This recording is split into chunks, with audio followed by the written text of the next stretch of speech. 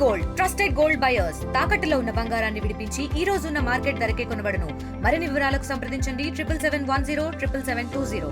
మరి అనేక ఉద్యమాలు చేపడితే ఆనాటి ముఖ్యమంత్రి మన గౌరవ ముఖ్యమంత్రి వర్యులు నారా చంద్రబాబు నాయుడు గారు 97లోనే మరి వర్గీకరణ మరి ఏర్పాటు చేయడం జరిగింది. ఆ వర్గీకరణ ఏబిసిడి వర్గీకరణ చేయడంతో మరి గత వైఎస్ ప్రభుత్వం వచ్చినాక కాంగ్రెస్ ప్రభుత్వం వచ్చినాక దాన్ని హైకోర్టులో వేసి మళ్ళీ కొట్టివేయడం జరిగింది. ఆ గత మూడు సంవత్సరాల్లోనే మరి ఎస్సీల్లో సంబంధించిన 59 ఉపకులాలకు కూడా సంబంధించిన కనీసం 24,500 మందికి పైగా ఉద్యోగ అవకాశాలు కానీ మరి విద్యా అవకాశాల్లో కానీ మంచి ప్రావీణ్యత పొందినారు.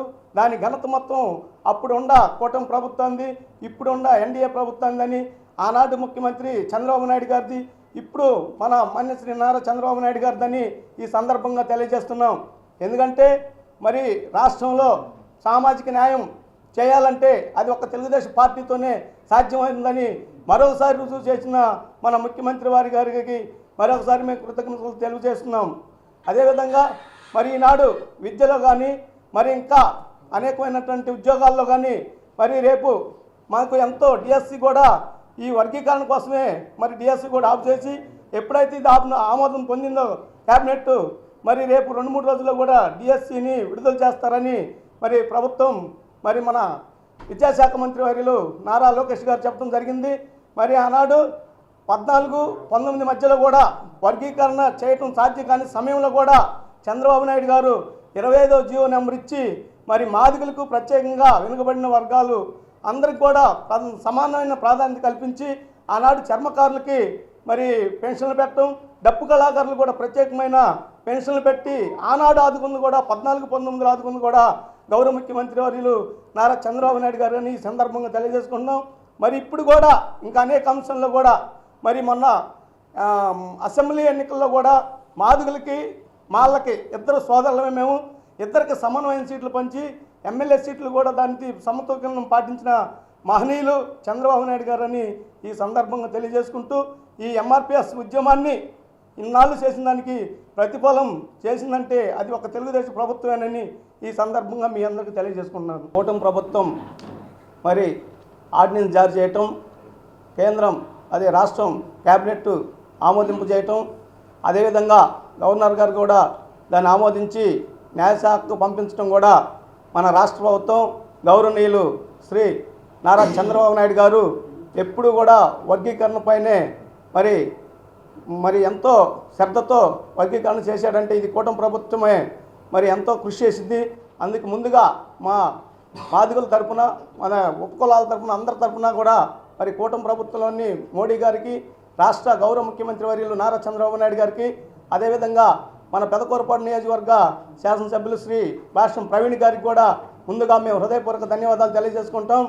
ఎందుకంటే ఈ ఎంఆర్పిఎస్ అనేది ఒక మహా సంగ్రామంలాగా 1992లో ప్రారంభమై మరి అనేక సంవత్సరాలు ఎస్సీ ఉపకులాల వర్గీకరణ అంశంలో మొదటి నుంచి కూడా చంద్రబాబు నాయుడు గారు మరి చొరవ చూపి ఏదైతే రాజ్యాంగంలో పొందుపరిచిన విధంగా రాజ్యాంగ ఫలాలు అందరికీ అందే విధంగా దీన్ని ప్రతి పార్టీ కూడా మద్దతు ఇచ్చి ముందుకు నడిపిస్తూ ఉంది. 30 సంవత్సరాల సుదీర్ఘ పోరాటంతో ఈరోజు మాకు మా సోదరులైనటువంటి మాల సోదరులకి మరి వచ్చినటువంటి రాజ్యాంగ ఫలాల్లో పంచుకోవడంలో చిన్న పొరపచ్చులు ఉండడం వల్ల దాన్ని ఈరోజు వరకు అర్థం చేసుకుని మరి నారా చంద్రబాబు నాయుడు గారు మరి యొక్క వర్గీకరణ అంశానికి ముగింపు పలికినందుకు ఆయనకి, అదేవిధంగా కూటమి ప్రభుత్వానికి, కేంద్రంలో ఎన్డీఏ గవర్నమెంట్ మోడీ గారికి ధన్యవాదాలు తెలియజేస్తున్నాను. ఈ యొక్క ఉద్యమాన్ని ఈ వర్గీకరణని అర్థం చేసుకున్నటువంటి మా సోదరులైనటువంటి అర్థం చేసుకున్న మాల సోదరులకి మరి కృతజ్ఞతలు తెలియజేస్తున్నాను. అదేవిధంగా ఇంకెవరైనా అర్థం చేసుకునే వాళ్ళు ఉంటే వాళ్ళకి మంచి మనసుని ప్రసాదించి అర్థం చేసుకునే విధంగా వాళ్ళు కొంచెం ప్రయత్నం చేయాలనేటువంటి ఆలోచనని మరి తెచ్చుకోవాలని కూడా నేను మనవి చేస్తున్నాను. అదేవిధంగా ఇన్నాళ్ళ సుదీర్ఘ పోరాటంలో ఎంతోమంది మరి మాదిగ బిడ్డలు బలైపోయారు. వాళ్ళు అసూలు భాషలో ఉన్నారు. వాళ్ళందరికీ కూడా మరి అక్కడ నా నివాళులు అర్పిస్తున్నాను. అదేవిధంగా ఈ రోజుకైనా ఈ వర్గీకరణ ఫలాల్ని మరి పక్కన పెట్టి మనకి వాళ్ళు ఏ విధంగా అయితే ఇవాళ గవర్నమెంట్ ఇచ్చింది సమానంగా దాన్ని పక్కన పెట్టి ఉమ్మడి హక్కుల కోసం పోరాడేటువంటి ప్రయత్నం చేయాలి. మనందరం కూడా దళితుల అభ్యున్నతకు పాటుపడుతున్నటువంటి ఎంతోమంది సోదరులు ఉన్నారు, వారికి మనం సహకరించి అదేవిధంగా నారా చంద్రబాబు నాయుడు గారు ఈ యొక్క దళితులకు పక్షపాతి, ఆయన ప్రతి అంశంలో కూడా దళితులకు పెద్దపేటేసి వారిని ముందు నడిపించేటువంటి ఆలోచన చేస్తూ ఉన్నారు. అలాంటి ఆలోచనను మనం అర్థం చేసుకొని ఆయనకు పూర్తి సహకారాన్ని అందించి మనం ఆయన వెంట ఉండాల్సినటువంటి అవసరం ఉంది. ఏదైతే వైసీపీలో ఉన్నటువంటి మాదిగ బిడ్డలకు నేను ఒకటే సూచన చేస్తున్నాను, మీకు నిజంగా మనస్సాక్షి ఉంటే చంద్రబాబు నాయుడు గారి దగ్గరకు వచ్చి మీరు క్షమాపణ వేడుకోండి. ఈ రోజు వరకు కూడా జగన్మోహన్ రెడ్డి మరి వర్గీకరణ మీద అతని యొక్క అభిప్రాయాన్ని చెప్పకుండా దాటవేసే ధోరణిలో మాట్లాడుతూ ఉన్నారు. ఇప్పటివరకు ఎవరు అడిగినా సమాధానం లేదు. మరి మాలా మాదిగల మధ్య ఈ గొడవని కొనసాగించాలని ఆయన అనుకుంటున్నారో ఏమో మనకు అర్థం కావటం లేదు. ఇప్పటికైనా ఆయన స్టాండర్డ్ చెప్పాలని కూడా మేము డిమాండ్ చేస్తున్నాం. రాబోయే రోజుల్లో మరి ఈ విషయాన్ని కూడా చెప్పకుండా మరి గ్రామాల్లోకి వచ్చినట్లయితే మరి జగన్మోహన్ రెడ్డిని రానివ్వం తిరగనివ్వని కూడా నేను మనవి చేస్తూ ఉన్నాను. ఎందుకంటే మరి మా అన్నదమ్ముల మధ్య వచ్చినటువంటి సమస్యను పరిష్కరించి ముందుకు తీసుకెళ్లాల్సినటువంటి మాజీ ముఖ్యమంత్రిగా నీకు ఆ బాధ్యత ఉంది, ప్రతిపక్ష నేతగా మీకు ఆ బాధ్యత ఉంది. ఆ బాధ్యతను విస్మరించి మీరు ఏ సమాధానం చెప్పకుండా వీళ్ళ గొడవ ఇలానే కొనసాగాలనేటువంటి ఆలోచన చేస్తున్నందుకు మీ మీద మరి ఇక్కడ మా దళితులందరూ కూడా రాబోయే రోజుల్లో తిరుగుబాటు చేయడానికి అవకాశం ఉంది. కనుక మీ అభిప్రాయాన్ని ఇమ్మీడియట్గా చెప్పాల్సిన అవసరం ఉందని కూడా నేను మనవి చేస్తున్నాను. అదేవిధంగా కూటమి ప్రభుత్వంలో మరి అదేవిధంగా జనసేన అధినేత మరి పవన్ కళ్యాణ్ గారు మాజీ డిప్యూటీ సీఎం గారికి అదేవిధంగా ఈ యొక్క క్యాబినెట్ మొత్తానికి కూడా మా యొక్క మాదిగల తరపున కృతజ్ఞతలు తెలియజేస్తూ ఉన్నాను.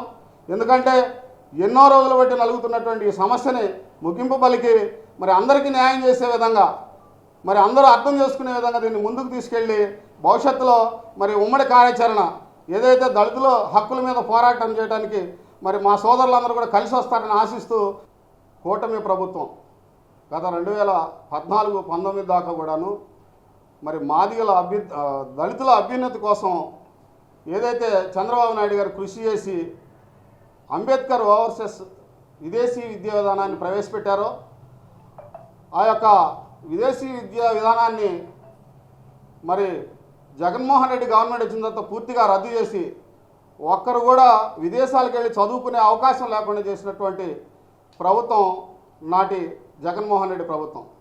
అదేవిధంగా నిన్న చంద్రబాబు నాయుడు గారు ప్రకటించారు మరి అంబేద్కర్ పుట్టినరోజు, అంబేద్కర్ విదేశీ విద్యా విధానాన్ని మళ్ళీ పునఃప్రవేశించారు. అందుకు కూటమి ప్రభుత్వానికి ధన్యవాదాలు తెలియజేస్తున్నాను. ఎందుకంటే గత గవర్నమెంట్లో జగన్మోహన్ రెడ్డి ఏ పథకాన్ని కూడా దళితులకు రాకుండా అడ్డుకున్నారు. నా ఎస్సీలు అని చెప్తూనే మరి ఎస్సీలకు రావాల్సినటువంటి ఏ కార్యక్రమాన్ని కూడా ఆయన చేయలేదు.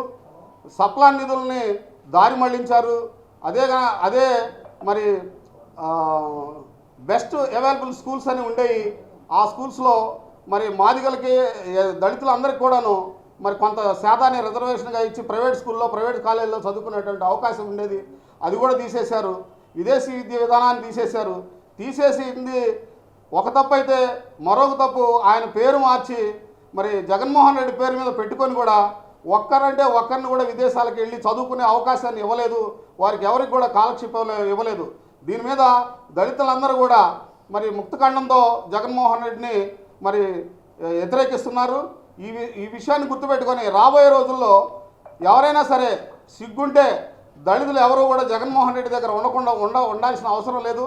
ఎందుకంటే దళితుల్ని నాద ఎస్సీలని చెప్తూనే అతను మోసం చేసిన విధానం, సప్లాని విధానం అయితేనేవ్వండి, బెస్ట్ అవైలబుల్ స్కూల్స్ విధానం అయితేనేవ్వండి, విదేశీ విద్య విధానం అయితేనండి, ఇట్లా ఎన్నో కార్యక్రమాలని దళితులకు రాకుండా అడ్డుకొని పైకి మాత్రం ఎస్సీలంటూ లోపల మోసం చేసి దళితులని నాశనం చేసినటువంటి జగన్మోహన్ రెడ్డికి బుద్ధి చెప్పాల్సిన అవసరం ఉందని కూడా మరి దళితులందరికీ మనవి చేస్తూ మరిన్ని వీడియోస్ కోసం ఛానల్ ని సబ్స్క్రైబ్ చేయండి. లేటెస్ట్ అప్డేట్స్ కోసం వాట్సాప్ ఛానల్ ని ఫాలో అవ్వండి. ఆ లింక్ డిస్క్రిప్షన్ లో ఉంది.